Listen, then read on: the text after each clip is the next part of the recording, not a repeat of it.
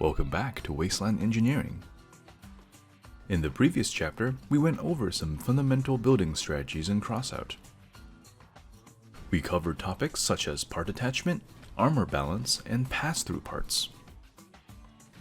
If you have yet to view the previous chapter, or would like to refresh your memory, you can access the previous chapter through the playlist card above. In the second chapter of Wasteland Engineering, we will be further improving our vehicle through the idea of synergistic design. We will talk about what synergistic design is and the two ways we can apply synergistic design to our vehicle.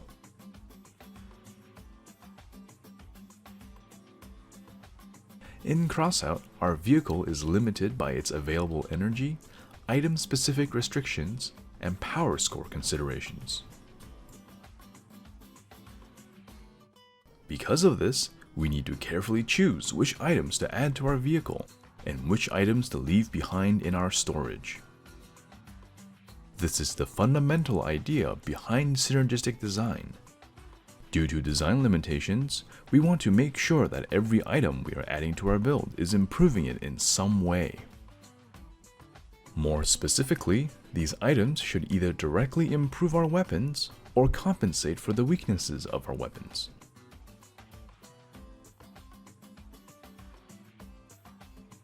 The first approach of synergistic design is to use items that can improve the performance of our weapons. Many items have beneficial effects, or perks, that can enhance weapon damage, reload speed, or accuracy.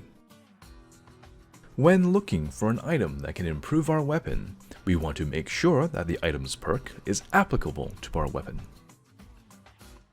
Let's say that we're trying to improve a build that uses the Django shotgun. One of our possible choices is the Hot Red engine, as it features a perk that increases reload speed. Fortunately, this perk applies to all modules and weapons, including our junk bows. This makes the Hot Red a good choice for our build. As long as the Hot Red remains attached to our vehicle, it will improve the fire rate of our junk bows.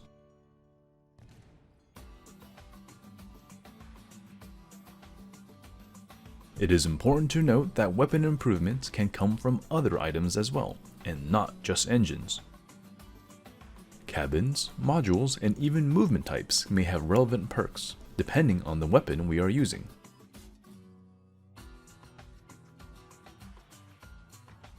The second approach of synergistic design is to look for items that can compensate for our weapon's weaknesses. To start, we need to first understand the weaknesses of our chosen weapon. This tends to be closely tied with the weapon's preferred range. Some weapons will prefer to be at long range, while other weapons will prefer to be at close range. Thus, when we are looking for an item that can compensate for our weapon's weaknesses, we can begin with the following question. If I am not in my weapon's preferred range, how will this item help me? Let's return to our junk bow example to see if we can compensate for its weaknesses. We know that the junk bow prefers to be close to the opponent. Its shots are very inaccurate and will deal no damage if the target is too far away. This also means that we must constantly close the distance on our opponent to deal damage. But in doing so, we risk taking damage from weapons with longer range, such as cannons and machine guns. Now that we understand our weapon's weaknesses, we can begin looking for an item that can help us. One item that could help is the Chameleon Cloaking Module. When activated, the Chameleon temporarily hides us from both view and radar, giving us an opportunity to close the distance without getting hit. By adding this item to our build, and using it well in battle, we can compensate for our weapon's weaknesses. Unlike the first approach of synergistic design, finding an item that can compensate for our weapon's weaknesses is usually more difficult, sometimes even impossible. Not all weapons have a glaring weakness, and not all weaknesses can be compensated for.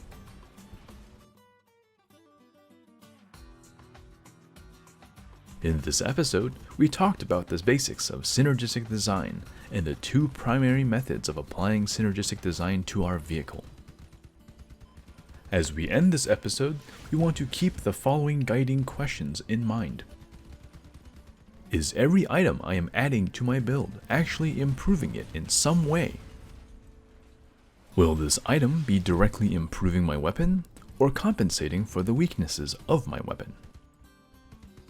That's all for this episode of Wasteland Engineering. In the next episode, we will be going further into the topic of synergistic design. We will be looking at how to choose between the two main types of perks, constant perks and conditional perks. Thank you for watching, and see you out there in the wasteland.